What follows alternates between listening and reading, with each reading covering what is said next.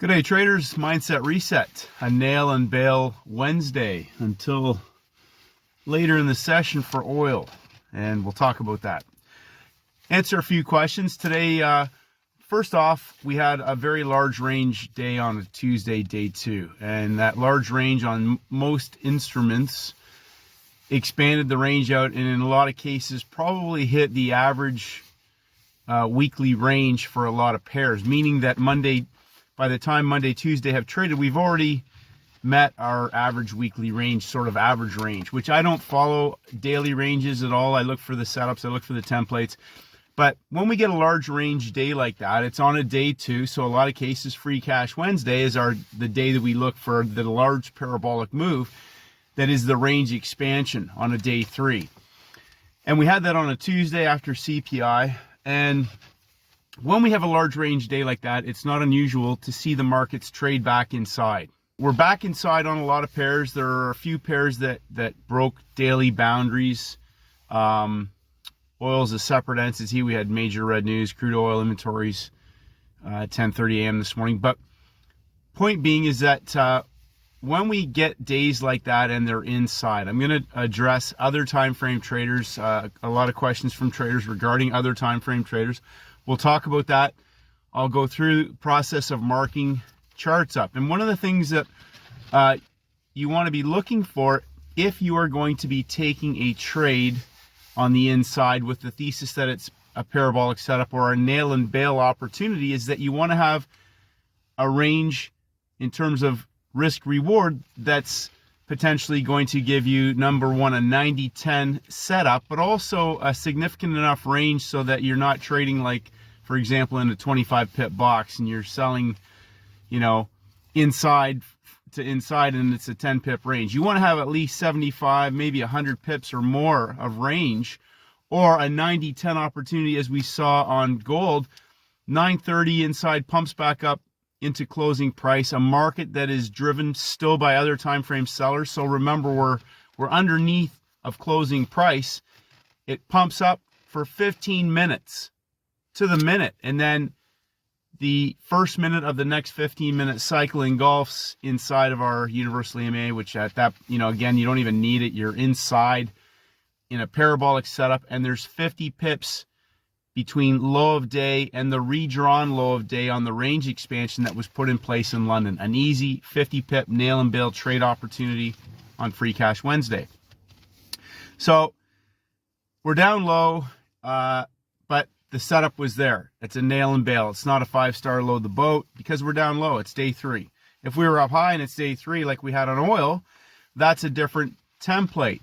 And we're going to be talking a bit more about range expansions and the importance of understanding a daily template, day 1, day 2, day 3. Oil, to me, today, we're going to walk through that template because it is powerful, very, very powerful if you understand range expansions, not only over the course of the week, but within a day itself. And so oil today is a catalyst, a news momentum catalyst for traders who took a news opportunity trade, but also it broke the low of the day inside, the Asian range low of the day inside before pulling back into closing price. Now, that opportunity, we already had traders trapped up top. We've triggered longs into the market at the high of the day, the high of the week. We've broken down on major red news, crude oil inventories. They've broken the low of the day and pulled back inside. That's the range expansion. And oil is notorious for this type of behavior. We've seen that happen again and again and again. In recent weeks, especially, we've highlighted that triggered breakouts, gone on a range expansion, coiled, and had an explosive move back through the high of the week or through the low of the week. Today was the gift for the easy free cash. It pulled back to closing price and went parabolic down to the closing price of Friday, which is our opening price of the week. So a very powerful explanation there that we'll walk through. Another great question from traders regarding timings and levels. And so again, if your thesis is in place, the time frame that you're trading, for example, if we're at a level, and the euro is a great example of this, we have broken below closing price at the low of the week and pulled back inside, heading into the New York Open. 15-minute chart, 5-minute chart, a 1-minute chart. The time frame is irrelevant. We had a higher high. We've had a range expansion on the upside. They've pulled back to closing price. It's now about getting filled at the level. So often traders get spooked by the 1 minute, but they miss the bigger picture concept of understanding that once your thesis is in play now, no major red news coming into that, New York Open, whatever that may be, it's about getting filled at the best price so that you can have a tighter stop, manage your risk better, and as you get better and better at executing those types of opportunities, understanding how you can be adding into that using the other time frames. So for example, if you're getting in, let's say 9:30 a.m. New York, you get an entry at 9:34 at the level, you can be adding in potentially maybe even into 9:44 a.m. You've got another 12, 13 minutes, and now the 15-minute trader is in the trade. When it breaks through, if this is going to go on a larger move, if it's a bigger template setup, now you might have hourly traders getting in on the next close of the hour. And then if it's a really large move, the 4-hour trader is about to enter the market. We got daily traders. This could be a range expansion opportunity. Those are the types of things that we can work on later, because those are powerful for scaling into larger time frame opportunities when we have that bigger thesis in place. But the levels are what's key in terms of when you have your setup coming together. You've got the time frame is about getting in the best fill possible, because the 15-minute chart might be a 10-pip fill later, right? So that's the sort of thing you need to be thinking about. So we'll walk through range expansions. We'll talk about other time frame traders. Then a couple of other questions regarding instrument selection. So we'll walk through that again. That comes back to templates, just Monday opening range. There's different types of opening ranges. We can look at that today as well in the technical video. I've walked through that before, but we'll go through it again.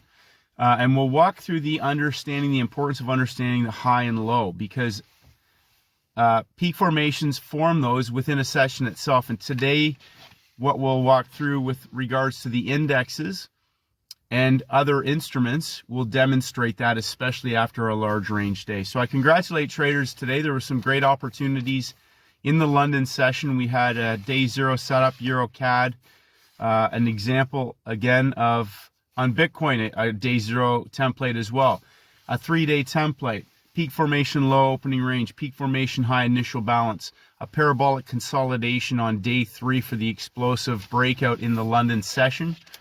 And we also had, an outside day, a great example of a day zero template within a day itself.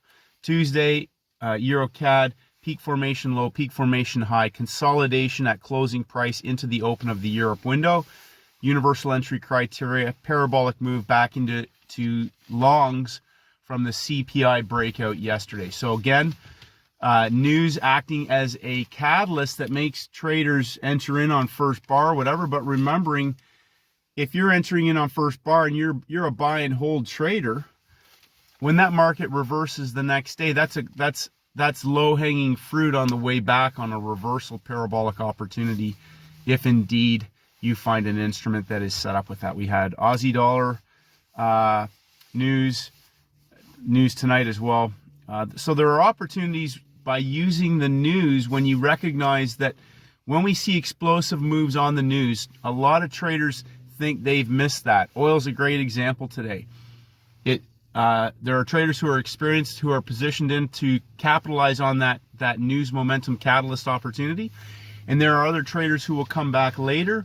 Today I just happened to be in the house. I saw that oil hadn't taken out the low of the day, but we've triggered the high of the day.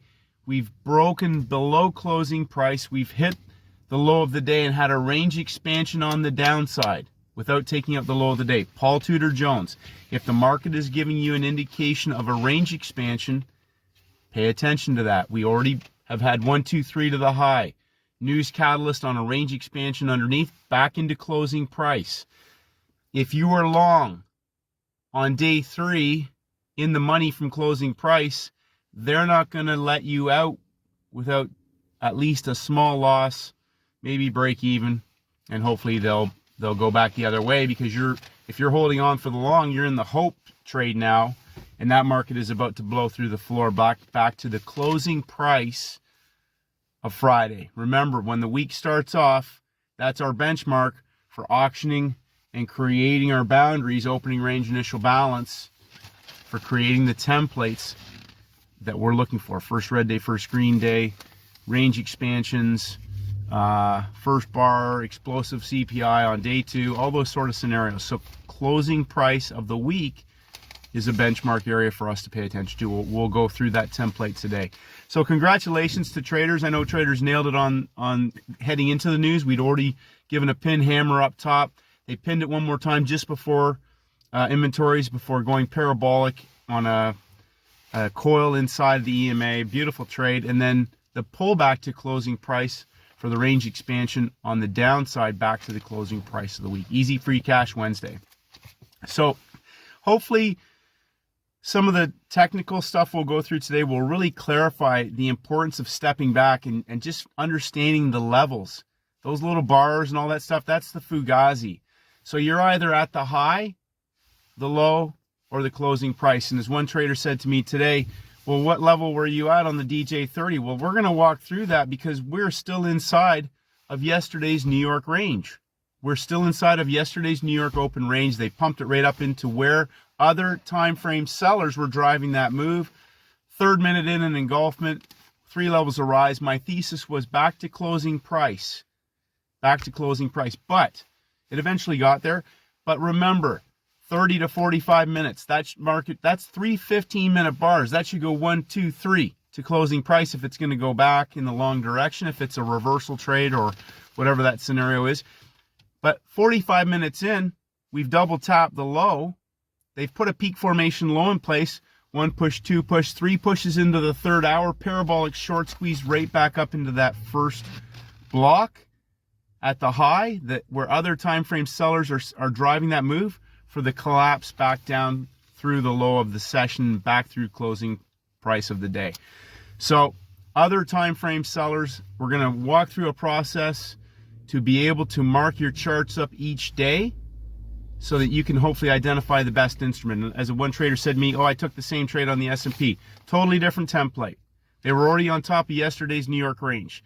So you're selling into an area now that had other time frame sellers driving that yesterday, and it would have broke down eventually, but the DJ30 was already set up into yesterday's opening range in the New York session for the collapse back down right off the bat, and then pulled back up before rolling over.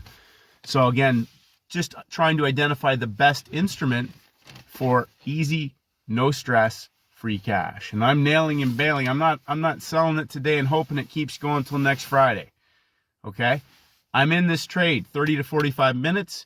If we have a larger 3-day template, it could be 1 hour, 2 hour, 3 hours, high week to low of week, low of week to high week. Yesterday's a classic example. After CPI, they weren't coming back. We had a range expansion in play, and they closed it at the low of the day on gold. So, step back. Again, plenty of opportunities. And don't feel that you need to be trading at 9:30 or, 9:35. Let the market set up. It made a high, it made a low. When New York opens on the indexes, it will make a high and it will make a low. You could be in a larger time frame setup for a parabolic move, but it will still make a high and make a low. Even when it explodes, often that is the parabolic stop hunt that can have a reversal opportunity later. So you're never missing anything. If you're not in an initial explosive move, step back and go back to the larger thesis. Now, when 9:30 hits, that's when the market opens. 9:30 is when the index is open. Let it set up a high, let it set up a low. Gold 820, currencies 820. Okay? Be patient. Look for the best candidate. We'll walk through those today. Congratulations, traders. Great day. Free Cash Wednesday did not disappoint. There's nail and bail. A little bit of patience. Coming back later. Free cash on oil. Have a great day. Get out and have some exercise. Beautiful day here in southern Canada. Sun's out. Time to get the guns out. Have a great day. May the markets go with you.